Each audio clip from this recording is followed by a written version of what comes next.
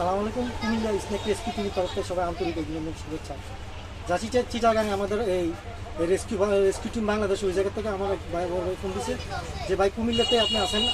কুমিল্লাতে বাচ্চামিয়া বাজার ভাইয়ের দোকানে একটা সাপ দেখা গেছে অন্তত 2 ঘন্টা আগে।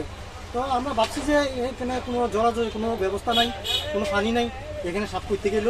তো ওইটা আমরা ঘরগিনি ভেবে রাখছিলাম বা রেম্বু মাটি স্নেক, যেটা মারতে ছিল তো রেম্বু মাটি স্নেক। আর যদি কোথাও নিচে দিয়ে আসার জায়গা নাই, তার কারণ হচ্ছে এটা সবচেয়ে বড় রোড, তার মানে মানুষ পারাপার হওয়ারই কোনো ব্যবস্থা নেই। উপর দিয়ে আসছে, তো উপর দিয়ে আসলে গর্গিনী, তো গর্গিনী সব যদি হয়ে থাকে তাহলে আবার নিচে আসার কথা না। এই জন্য আমরা সিদ্ধান্ত করে রাখলাম 2টার একটা হবে। তো এখন আমরা কার্যকলাপ করতেছি, দেখতেছি আমার যেটুকু ক্যাপাসিটি অতটুকু পরিমাণ মতো দেখতেছি।